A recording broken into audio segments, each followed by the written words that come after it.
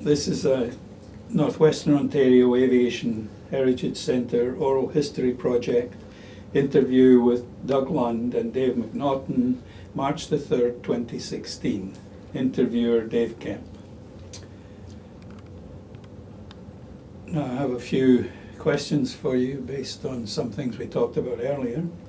And first of all, what got you interested in air traffic control?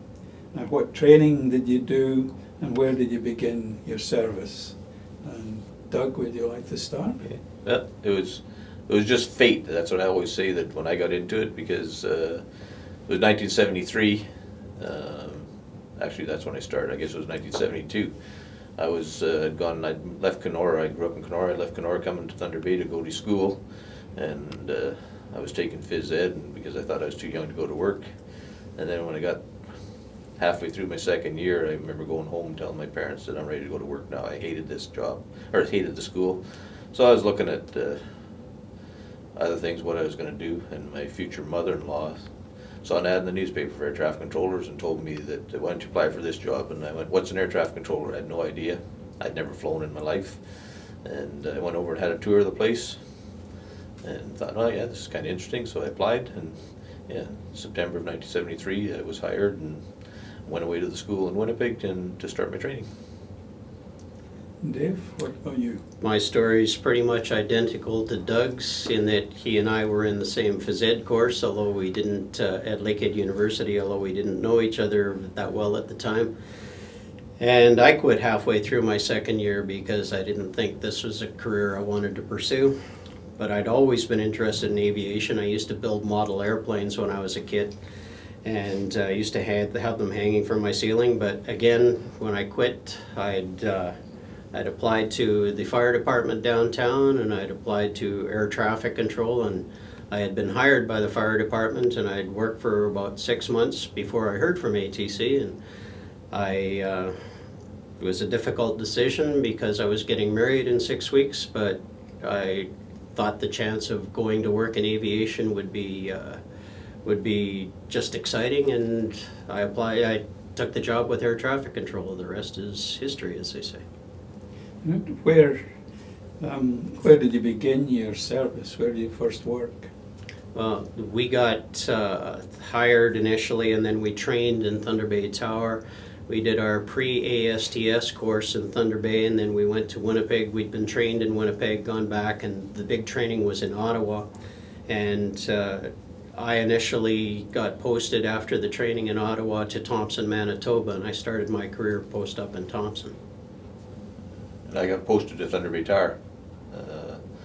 Actually, I put in a letter to him saying that, I'm ready to relocate anywhere, but my my girl that I was engaged to was still in phys ed at Lakehead University, and she was going to be had another year or 2 years to go. And I said, if I could get Thunder Bay, that would be better. And I ended up scooping Dave, even though he was from there and I was from Kenora, and I got posted to Thunder Bay, and then that was my first qualification in Thunder Bay.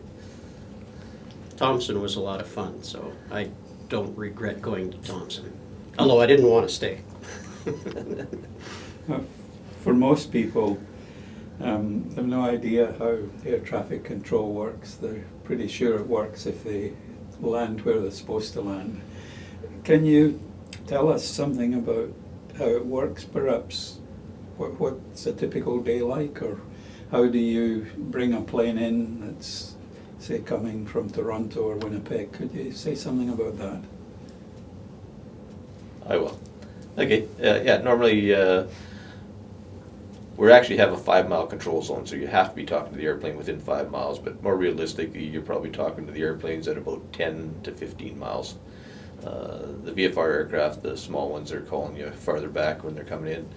The commercial carriers, the IFR flights and stuff like that, when they're coming in, and we had a terminal control unit in Thunder Bay, and then later in Winnipeg, but they're setting up the arrivals, so they'd give us a point out on say an Air Canada or a WestJet flight coming in, and at about 15-20 miles, turn them over to us at 10 miles, and then we've got a circuit traffic going round and round or whatever, so you have to decide, and basically from about the time landing on 25, the shoreline final, you pretty much can't cut a 172 in front of any jet. It's not going to work, so then you extend them to follow that aircraft, or you could make them do a 360 on the downwind. There's all kinds of procedures, but you got to fit them in, and then you also have to worry about wake turbulence when you cut one in behind them, so you got to allow enough room. Yeah, that's how we do it. And then once you clear them to land, once he's on, you exit him off the runway, and then you get turned over to ground controller, because there's 2 people in the tower, and then the ground controller looks after taxiing you into the apron. The IFR airplanes, we always know when the IFR airplanes are coming. VFR airplanes would be a pop-up. Somebody just call you 15 miles out. So you had to formulate a plan on the fly as to where they were going to fit into the pattern once it got closer. You knew about them about 10 to 15 miles, but it was still kind of interesting when you'd be busy trying to fit the blend of aircraft, the circuit traffic, the IFR arrivals, and the itinerant VFRs. And do you decide which runway they'll use depending on weather conditions? Runways, commonly the runway is most aligned into the wind, but your larger carriers, they want, the runways in Thunder Bay are short, relatively speaking, to other locations. So they would want the longest runway generally, which was 725. So that's, unless the winds were howling down 12 or 30, the sked carriers would very rarely take the shorter runway. 725 was 5,300, 5,300 and 6,200. 6,200, and 1230 was 5,300. So they had an extra 900 feet coming in on 7 or 25. But it's since been since we retired, it's been extended, and I think it's Yes, I don't know what it 78 or is now. 8,000. I'm not sure. You'd have to get a Canadair pilot out to find out. And then it brings in displaced threshold because not all of it's usable and stuff. So I don't have to worry about that anymore. Now you mentioned the little planes and the scheduled flights and so on. Was it difficult to sort of meld together the big planes from the scheduled flights and the little planes from the training program at the college? Yeah, Thunder Bay is probably one of the, I think it's, traffic-wise, it's about the 3rd busiest in Ontario.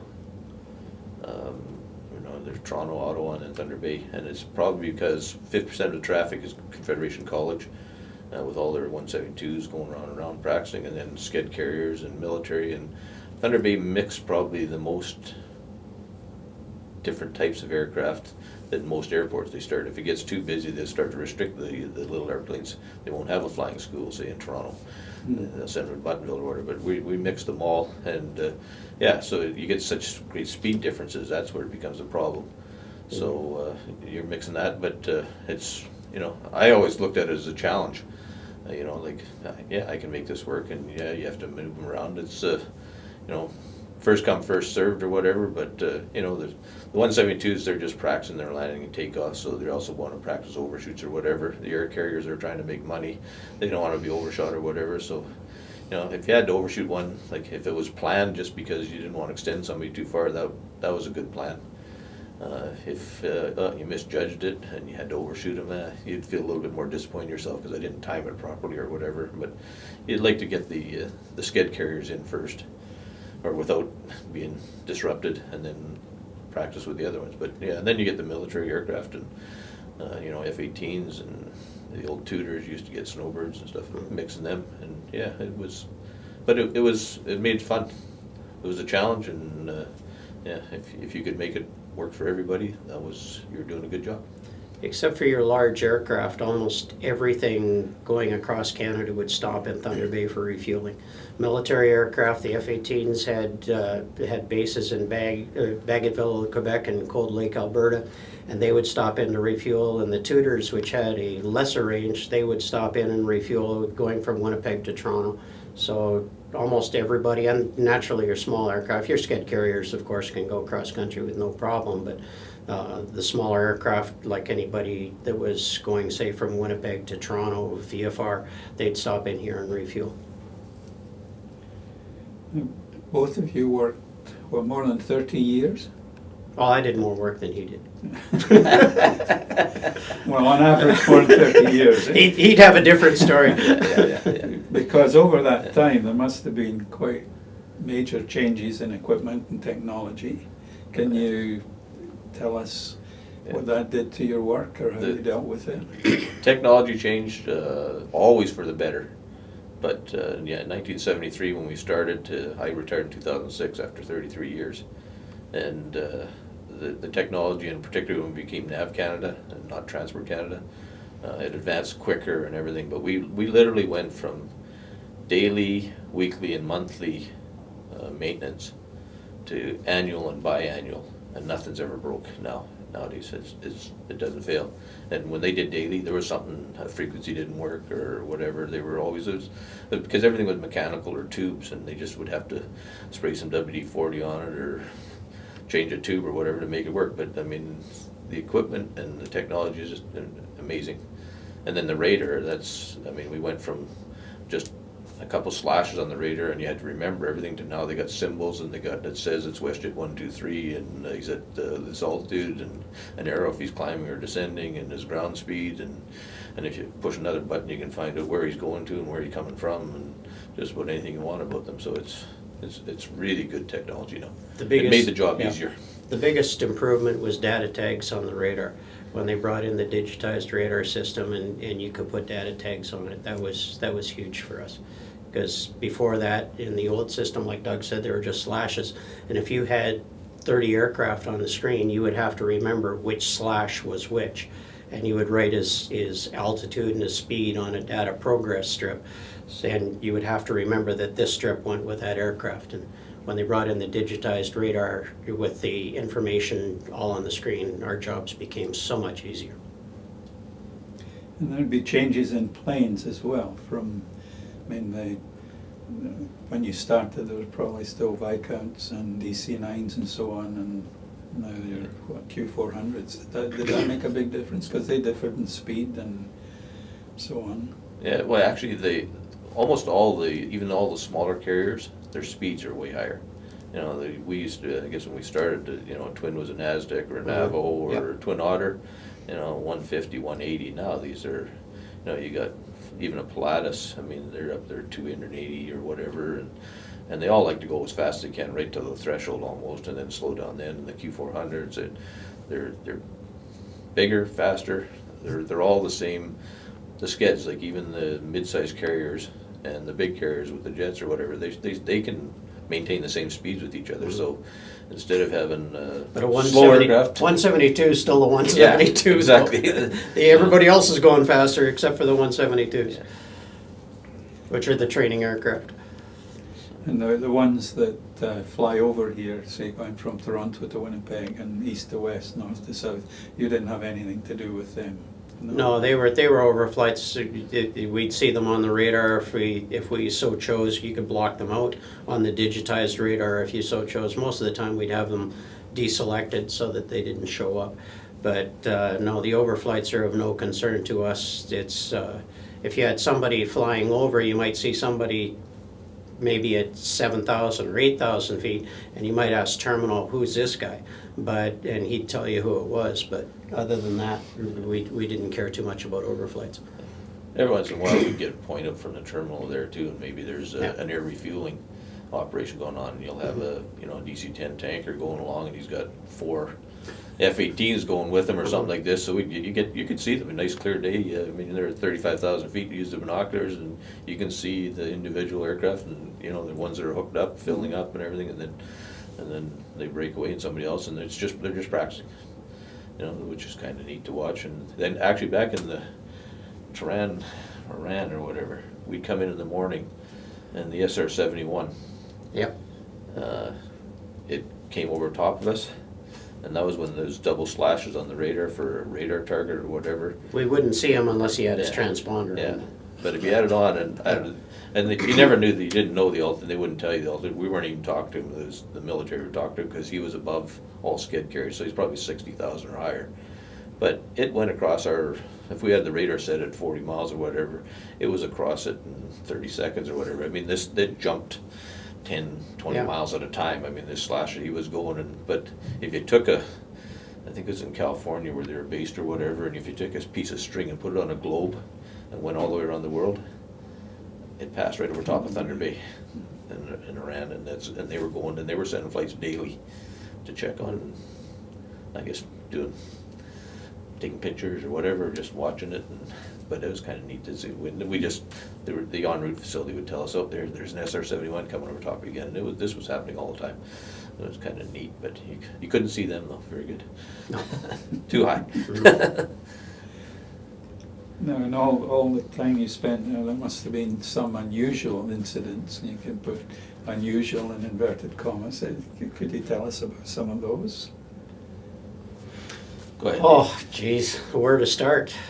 You'd always see, as I was telling Liz outside earlier, we had a Turbo Beaver land that had his parking brake on. He landed with his parking brake on in the wintertime. He'd put his parking brake on at Isle Royal when he was leaving, and to allow a passenger to climb into the cabin. And he landed on 25, the threshold of 25, and he stopped 10 feet later with the nose in the pavement. And that was kind of interesting. I bugged the pilot for years about that afterwards. And we had a student pilot, I forget whether it was from the college or from the flying club. I think it was from the flying club.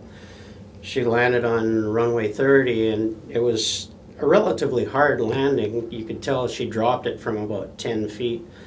And about an hour later, I get a call from one of the instructors, and he says, "What happened with this aircraft?" And I went, "I don't know, this is relatively hard landing." He says, "Did the student say anything to you?" And I went, "No, other than the fact that she acknowledged she was going back to the base." And he says, "Well, all the props are bent backwards." The 3 blades on the props had turned backwards where she had actually hit the pavement with the propeller, and she never said anything, just taxied back in and went home. So, but there was lots of incidents, but Yeah, nothing really major though. Like I never worked when nobody's ever died when I was working or whatever. There was a few minor accidents.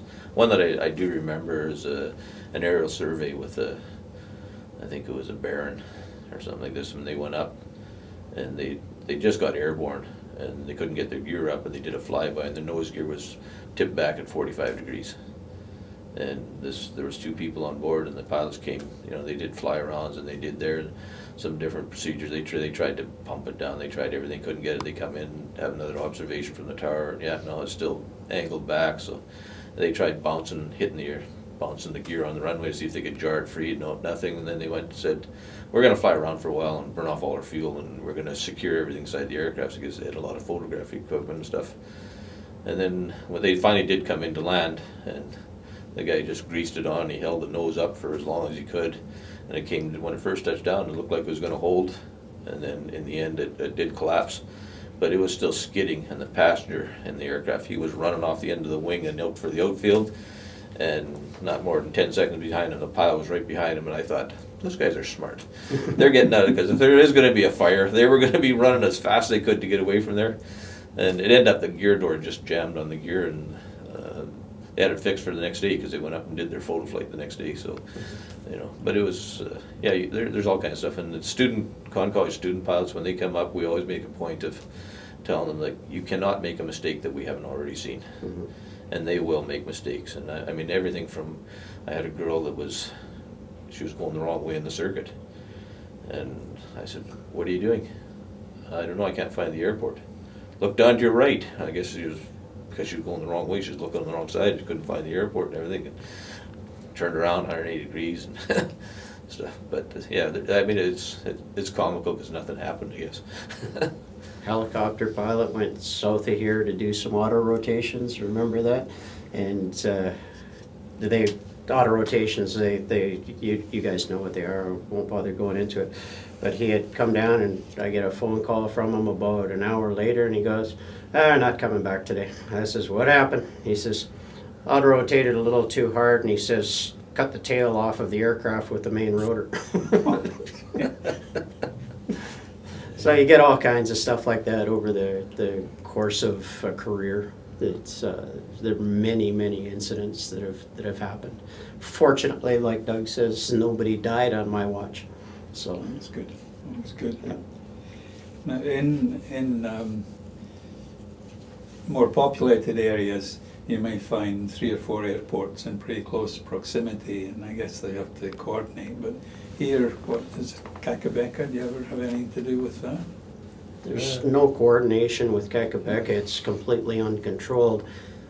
If we had people passing through the area, and the radar that we had very good prime, and we would tell them, you know, just that there's activity at the Kakabeka Falls area, keep an eye out.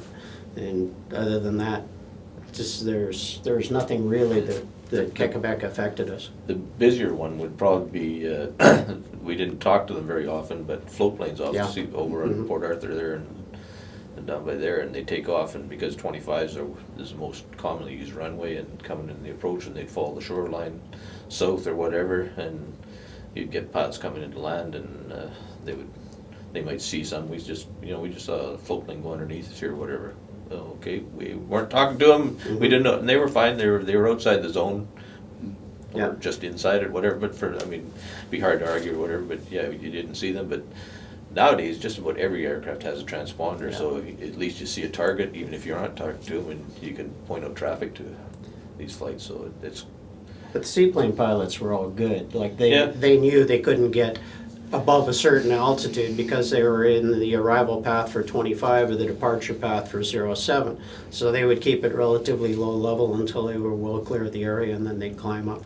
So, but like Doug said, it was a concern when seaplane base operations were going on. Yeah. Mm-hmm. Were the Weebans still working off the Cam River when you started? Yeah, there was a little bit, and actually they would usually had talked to Liz going off there down sometimes, but they'd usually call us on the phone and say we're going to be taking off from there, and we'd just tell them to, okay, because you couldn't see them until they got up. And they were pretty much in the approach path to 07 when they went in there. But Liz was the one who used to go in there most commonly. Would say we're landing at the river base. One of the things that I heard was at one stage, did they roll a snow runway, or were you there when that happened? Yeah, they had adjacent to runway 30 on the infield side of runway 30, and only up to the intersection of runway 725. But there was a ski strip there, and it'd be about what, 2,000 feet, I think, something like that. Yeah, about 2,000 feet long or whatever. And they had these big, about 5-foot diameter culvert pipes. But I think there was 3 of them together in a frame, so probably 40 feet wide or whatever. And they pulled it with a bulldozer, and they would pack that area down, and then ski planes could come in type thing. And then, but they'd get close to the old Thunder Bay Flying Club, which was on the south side of the airport, and they couldn't get across the Bear Taxiway. So then they'd put some kind of wheels on it, but they'd be clear of they'd be parked off to the side of the taxiways, and they'd arrange somehow to get themselves across.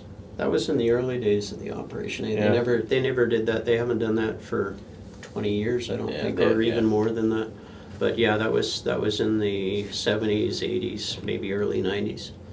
They would also, in the late fall, there was, when we first started, float planes, even Beech 18s on float stuff like that, they'd come in the fall and land on the grass in that same area, early in the morning or whatever when there's frost or it's wet, and even if it's long grass, and they just stop quick. But they would just grease it on, and then they'd have to go and put some kind of wheels underneath it and pull it back, and then when they wanted in the next spring, when they wanted to convert it back over to floats, they put the floats back on. They used to do these dolly takeoffs, and where they had wheels set underneath the aircraft, and they would go out, and it'd all be arranged when it was quiet.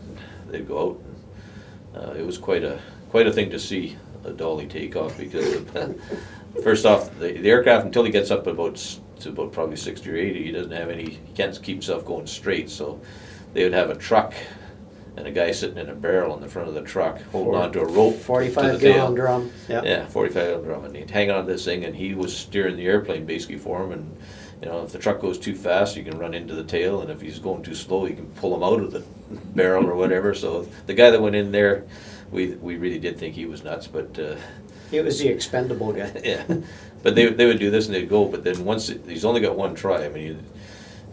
Once he rotated and lifted off, these dollies would just go wherever they were going, and I think right up, it ended, I remember, when it ran right through one of the sets of Vassies, and it wiped them all out, and it was a few months before they had got replacements put in, and a large bill to repair them or whatever, but usually it would just clip one runway light or take off into the grass and miss, and these pilots got one chance. I mean, once they rotated off there, if they're gonna land again, you're gonna land on floats on the ground. Mhm. So, but it was interesting. That's not done at all anymore. Yeah, it was entertaining rather than interesting. Yeah, that was fun. No, there must have been times when the job was quite exciting. There must have been times when the job was pretty boring. What part of the job, let's say, caused most stress? The boredom would be bad in times that it wasn't very busy. When there's nothing really too much to do, that just made it tedious, but stressful. Everybody liked it when it was busy because then it was fun. You were controlling airplanes. Now there's a difference between busy and stupid busy. And when it got stupid busy, that's where the stressful part comes in. But if your limit was, say, talking to 15 airplanes at a time, and you had 25 airplanes talking to you at this time, well, your limit just went up to 25 airplanes. Everybody liked it when it was busy. Nobody liked it when it was stupid. And it's Thunder Bay, just by its very nature, is one of the very few airports. It's regulated a little bit in that you would have the IFR stuff set up, but you had no control over the number of airplanes you had coming in itinerant. They had to come in and you had to make it work somehow, make it fit. That's where the stress part came in. But for the most part, air traffic controllers would find flipping burgers a lot more stressful than controlling airplanes. So When it got really busy, it's very much a team job up there. I mean, when it's busy, there was at least 2 controllers up there. There was a ground controller and a tower controller, but there was probably a third controller as well, or a supervisor that you could get, and you'd just enlist him. And when if you're separating aircraft, you got a circuit right hand at 25, but you have to bring somebody in on the left side or whatever, and you haven't got time to be turning around backwards to look because you're too busy watching these ones out there. So you watch for that guy, tell me when he's going by the mountain or whatever, so that you can get him in there. And you can't see because they're lost in the roof of the building too. So you get people, you watch for this guy, let me know when he's ready and tell me when I can cut him in or whatever. And you trust him because he's a controller as well. And it's really a team job. But usually it doesn't last for a long time. When you're really, really busy, that'll be 10, 15, 20 minutes or whatever, and then it goes down to a normal thing, and okay, I can handle it now, and you take off and go for a break or whatever. And then when you come back, that's when you sit in ground because I did my stint in tower when it was really busy, and I'm going to take a little breather here. And a change is as good as a rest, so you rotate through, but then the phone never stops ringing, so I'm ready to work tower again because I don't want to have to be answering phones and all this. When you were the tower controller, you only had to talk to airplanes in the air and on the active runway. When you were the ground controller, you had to tax them, but you had to answer phones, you had to, if there was a tour going on, if there was everything, fell to the ground controller because he can ignore his airplanes or he can tell them to stop, and they can do that. In the air, you can't do that. So you were freed up, just talk to the one on the runway and in the air. everybody liked working tower more Yes. than working ground. Like you would, well, there were some guys that liked working ground better, but for the most part, we'd all come in and then you'd be jockeying to see who could get the tower position. Yep. Even as a supervisor, I worked 13 years, in my last 13 years as a supervisor, and I can remember, you get tired of pushing paper downstairs. I mean, that's part of the job. There was, a lot of stuff to support for what's going on, and different changes and procedures or whatever. You have to notify people, but sometimes I get tired of that. I'm just gonna go up in the tower and talk to airplanes. That's a lot easier. Most of the time you'd be tired of it. One of the elements that causes problems with aircraft and airports and so on is the weather. How much did you have to do with the weather? If it was bad, could you Well, we're say- controllers, we could control the weather. Even better. Millions out there for you somewhere. But if the weather was bad, could you say, don't go or don't land or go somewhere else, or did you say, well, it's up to you, it's up to the pilot? It was it's up- always up to the pilot, but we would strongly recommend if somebody was taking off. And I remember one particular night, there was just a massive line of thunderstorms between here and Winnipeg. And we had a pilot, he says, I've been trained to fly around thunderstorms. He goes, we're going. And we said, strongly recommend that you don't. Well, this guy went out.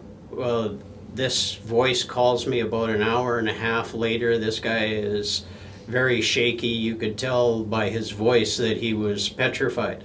And we got him on radar. We steered him around most of the worst cells because he was in trouble out there. We got him back down on the runway, and I said to him, I says, you know the best way to fly around thunderstorms? And he goes, what's that? And I went, yeah, don't do it. But no, we could strongly recommend to somebody that, and tell them, and most pilots said, yeah, okay, we're staying here. But some of them would insist on going, and we had no right to stop them from doing that if we had the weather limits for them to go somewhere. We were only concerned about the weather in the immediate area of like if it was below VFR, you obviously can't go VFR. But other than that, if it's something on the way like icing or slush or something, then we had no control over that. Our local knowledge of the weather we'd use that a lot too. Like special VFR, like helicopters can go pretty low, 303 or whatever, 300-foot ceiling. But you know, if they're going westbound, Thunder Bay is in a valley. And you get out to Kekapeka, the terrain is 1,000 feet higher. So you need 1,000 feet to get over those hills. Once you get over them hills, you can drop down probably a little bit, but you can't get there. And so guys said, you know, geez, it's 502 here. I'd like special VFR to go. We would make a point of telling them, you know, yeah, but I think, you know, out to the west there, you're only going to get out about 15 miles, and you're probably going to find that you're going to be right at the treetops or whatever, and it's going to be. And then we'd even go so far as if you're following the highway, you get near Mokuman Tower, there's a big tower right beside the runway, and it's marked on the charts. And you know, like you want to watch out for this stuff, and most pilots would listen to us. Some of them would, they push the, well, we're gonna try it, and then 10 minutes later, we're coming back. It's right at the treetops out here. So, and we say to ourselves in the room, we told them, but so he wasted fuel for nothing. But I mean, that local knowledge, it was important. People, if you're an itinerant pilot, you don't know what is right there, so we try to share that with them. But we can't tell them they can't go. If the weather meets the weather limits, they go. We try to warn them and talk them out of it, and then just say, "I told you so." I don't think we ever said that over the radio, but we said it. We said it to ourselves a lot. I think you would have said it to them. I probably didn't, but you would have. I guess the same with landing as well. If you, I guess you have to be close enough to see the lights and so on, and if you can't see them, do you say, well, you should go on to Winnipeg or go around, or? That'd be the IFR stuff, the IFR limits when they're coming in, and they'd have the decision height 300 feet, and if they went down, most of the pilots, they would overshoot. Had a couple of honest pilots one time, 2 in my entire career, where he says, you gotta learn, he says, you gotta warn the guy coming behind me. He says, I didn't break out until 50 feet below limits. And I said, say again? And he says, I didn't break out till 50 feet below limits. And I said to him, I says, I'm going to pretend you didn't tell me that. And he goes, oh yeah, right, sorry.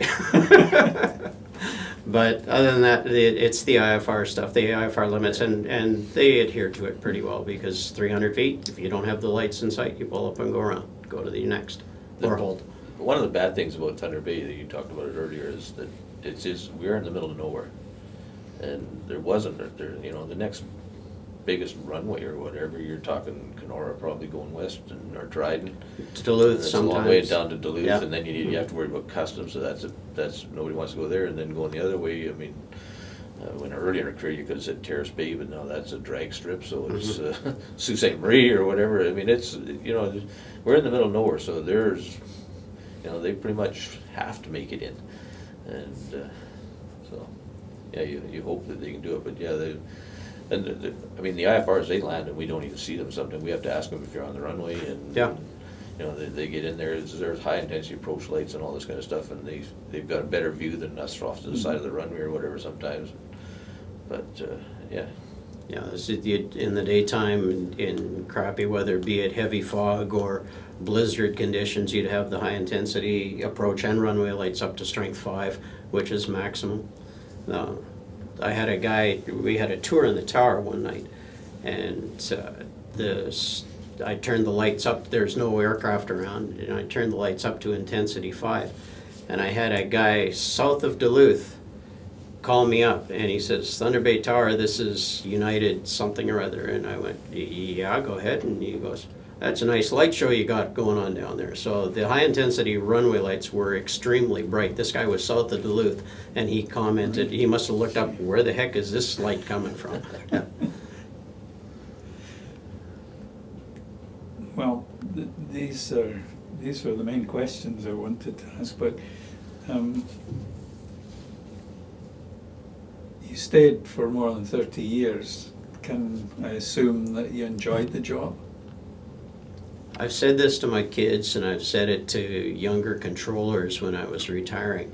You have no idea how much fun this job is, and it was very important, obviously, to have a career that you really enjoyed what you were doing. Everybody says ATC is stressful. Well, it's stressful if you're not suited for it. I've seen it tear people apart. Guys quit after 25 years, and that it was just tearing them apart. But to me, I remember one busy session, I've been going for about 2 hours, and it was just, I remember thinking, I can't believe that they're paying me to have so much fun. And for me, it was I couldn't have imagined a better career for me. It suited me, obviously. Yeah, I say, like I often said, this beats working for a living. You know, like it was a fun, Exactly. it was a fun job. It was a challenge or whatever. Mhm. And I do remember when before I first got into it, I was thinking like, I'd like to do something different, a job. I found a job that was different. I didn't even Don't know get what it much was all different than about, that, and yeah. it was a different job. But after getting into it, and I encourage people, to try the job. I actually do telephone interviews for controllers now, for one of the first interviews or whatever, and I encourage them all the time to, it's a good job to get into here. Problem is, the failure rate has historically been around 80 to 85%, and it was like that when we came in. And that it's still, the failure rate is 80 to 85%, but you can never go into a job thinking about the failure rate. Like, for me, failure was never an option. It's just, this is what I want to do, and I'm going to do it. So Part of the reason for it is that there's a lot of people don't know what the job's all about. Mhm. And so they get into it. Some of the people think air traffic controllers are the guys with the wands, marshalling the aircraft in, and or we get to fly free and stuff like that. No, you don't. Work for the airlines, you can get cheap flights, but a lot of them. And there's nothing in private industry where you can do it. If you're in private industry, you were a secretary or whatever, you can go to another job and be a secretary, and it's different, but it's still, you got some similar skill sets. Unless you're in a military controller or in another country or whatever.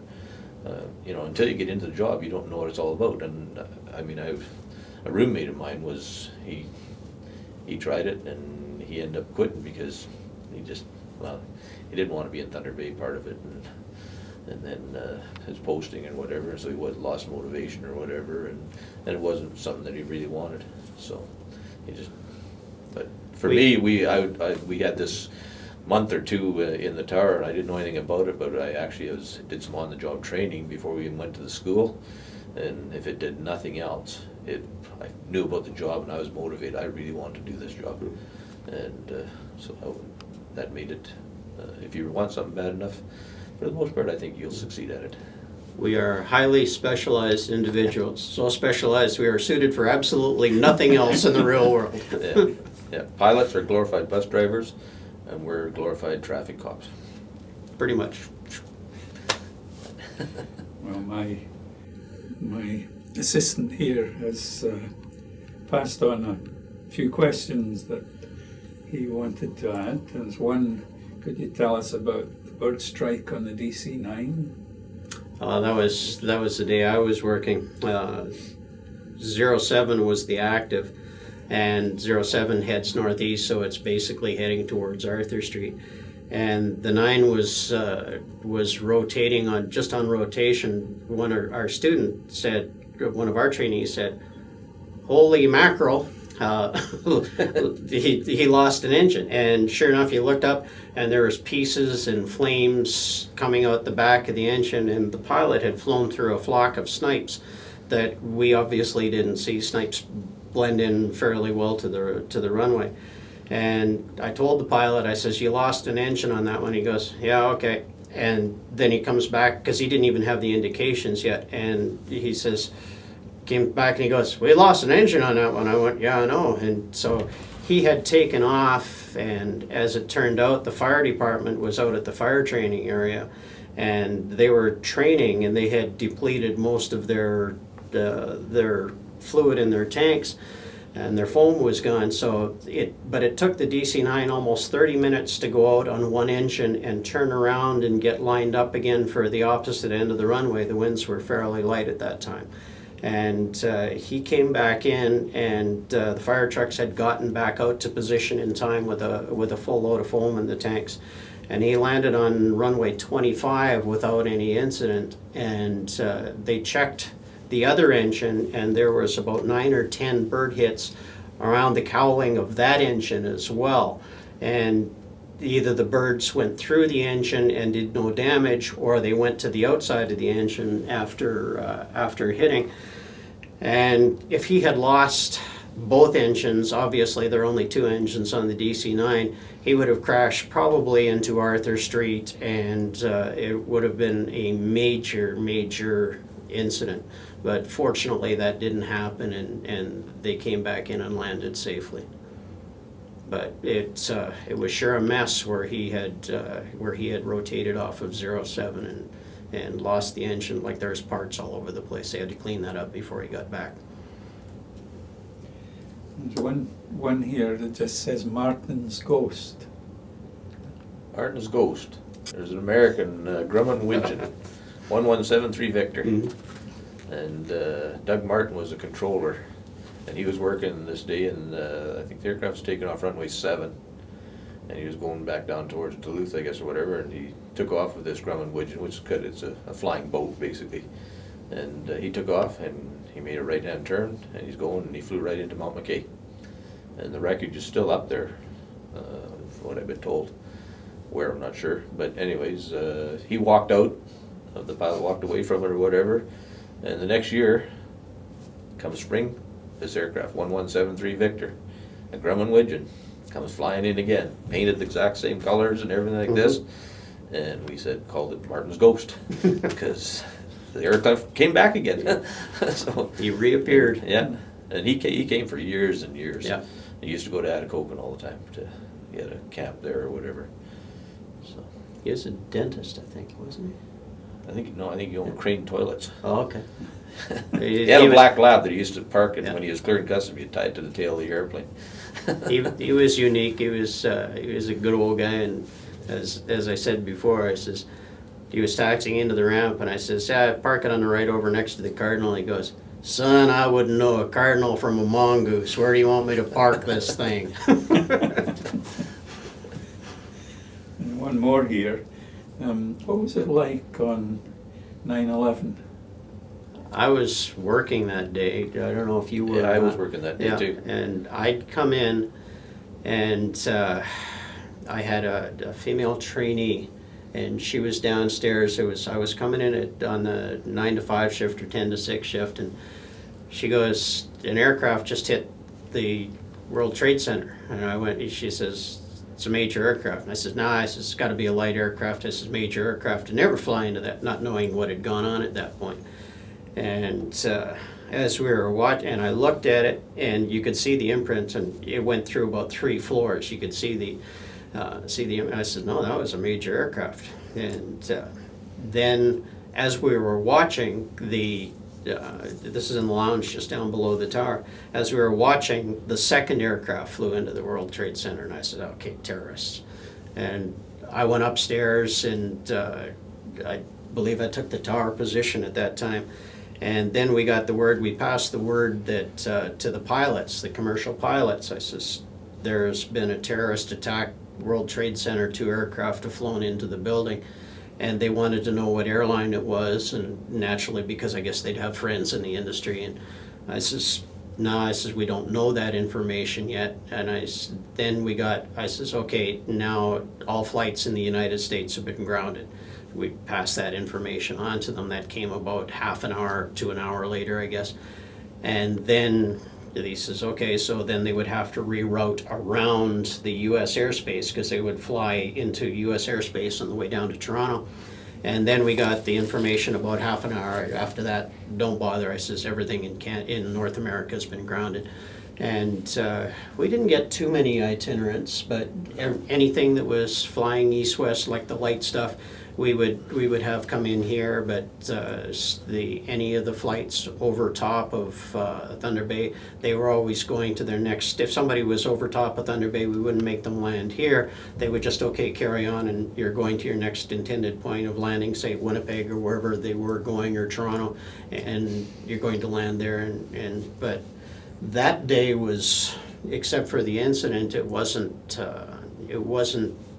that dramatic for Thunder Bay Airport, but for the next 3 or 4 days after that, there was just nothing. Like, nobody was flying. College wasn't flying. Nobody was allowed to fly.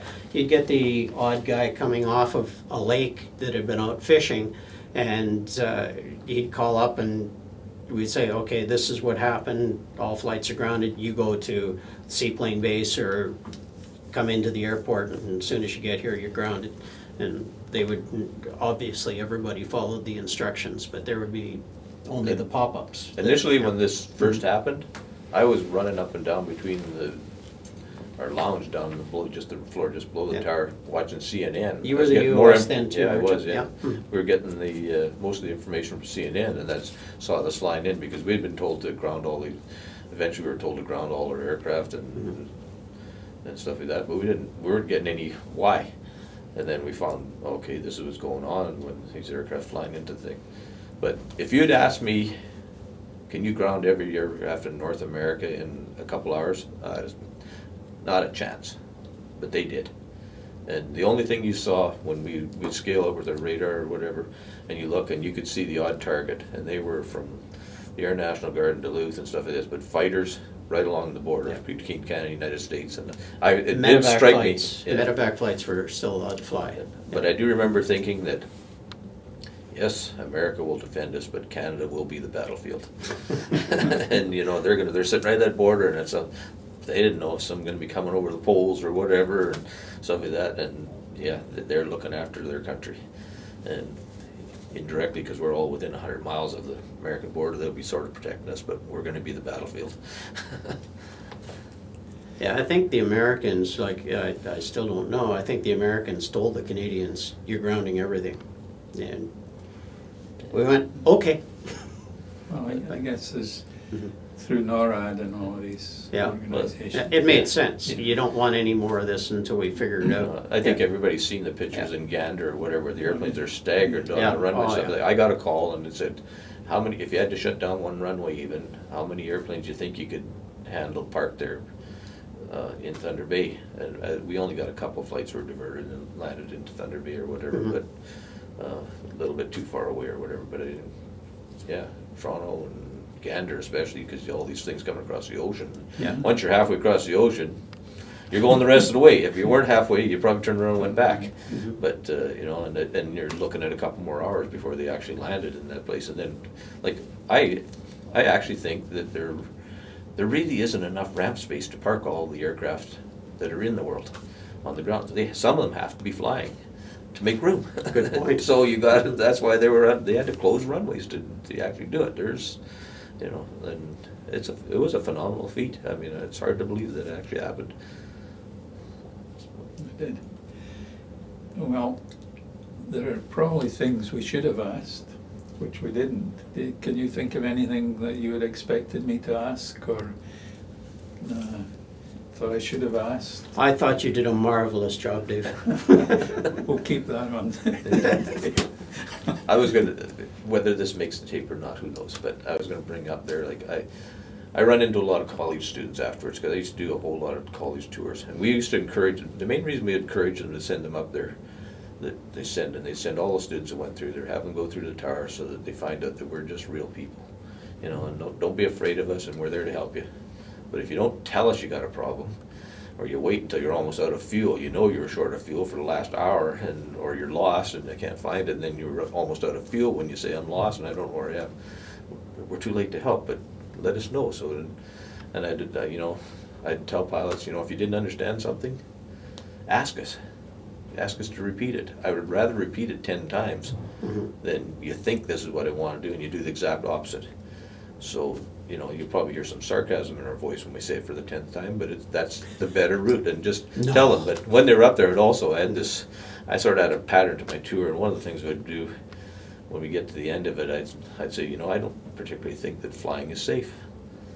I think anything where when you run out of fuel, you can't pull over to the side of the road, I don't think that's particularly safe. I'm not afraid to fly, and I fly a lot because it's the most practical way to do it, but to just fly because, oh, I think it's so fun, you're just tempting fate. And then we get into the talking about the theory of flight and, you know, the speed of the air over the wing, and it has to go faster over the surface, or over the top of the wing versus the bottom thing, and creates a negative pressure and creates lift. But that's the theory of flight. I have my own theory, and I would tell them this, and that my theory is that all airplanes are held up by angels. And when an airplane crashes, it's because you ran out of angels. It's as good a theory as this pressure differential or whatever. So I've actually met student pilots that went through the Con College program, meet them in a mall or something like that, and they come up to me. I don't remember them for, you know, it was a half hour or whatever, but they said to me, I remember you. I worked up in the tower, and you don't think it's safe to fly. You think angels hold up airplanes. Yes, I do. But it was mainly to, you know, it's a funny story or whatever, but, you know, like, we're just human beings like everybody else. We're nothing, and, you know, don't be afraid to talk to us and tell us, because it's people that wait till the last minute to say they got a problem, now there's not very much we can do to help you. You know, we've got a lot of equipment to help find you, you know, with the radar, and Typical we used to have pilots. the DF. Yep. As long as we can talk to you, we had ways of finding you back to the airport. If you have an emergency, declare an emergency. Pilots are reluctant to declare an emergency. There's a whole bunch more repercussions if you have an emergency and it doesn't work out than having an emergency and we help you with it and then you have to fill out paperwork. At least then you can fill out the paperwork afterwards. But yeah, pilots are notorious for not declaring an emergency in time. Yeah. We'd even get commercial carriers coming in, yeah, we got a bit of a gear problem or whatever, and we'd say, okay, we're gonna put the trucks out. No, we don't, and they'd say, well, no, we don't need the fire trucks out. Well, we'd put them out anyways, Yeah. and it's not, you never got sent a bill for that, having out there, they're there for that, you know. We'd far rather they sit out there by the edge of the runway and you land safe and taxi in, than to be sitting in the hall, and it's 2 minutes before they get out to you because you didn't want them out there, so you gotta let us know. Yeah, quite often we wouldn't listen to what pilots wanted. Don't send the fire trucks out. No, not your call. I'm sending the fire trucks out. Well, maybe on that, good point to finish on.